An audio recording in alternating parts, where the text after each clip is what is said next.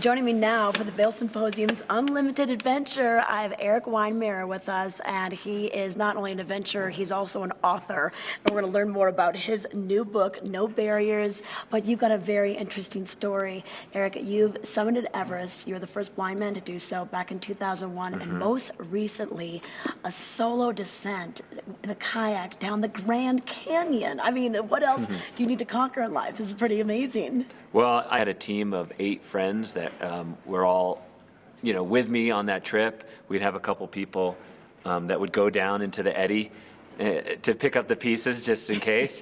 And I had a guide behind me and then a guy out picking the line. So it's actually a really cool team event as well. Even though I was, quote unquote solo in my own boat, it wasn't solo in that way.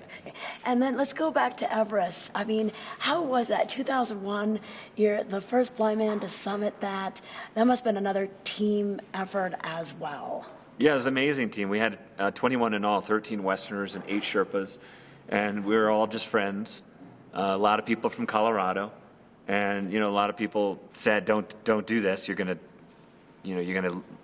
to subject yourself to horrendous risk.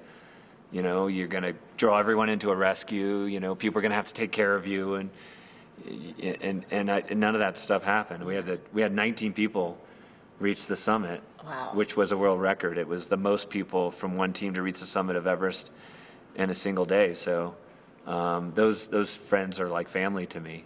Well, and you talk about a lot of things in your book, No Barriers, and you don't have to be this super athlete that climbs Everest or goes down the Grand Canyon to overcome barriers. We can do this in our everyday life. It's something that we can get through. We can be, face adversity. And how do you create that map, whether you're blind or whether you're just an everyday person with no physical disability? A lot of times your barriers are invisible. They're still there, but they're not as obvious as holding this cane. And so the book, obviously, and the story was so much on the surface, wild adventure story, like climbing Everest and kayaking. But under the surface, it was really more about this map that we build. Honestly, it's not a really easy map. It's sort of a messy, sort of bloody map.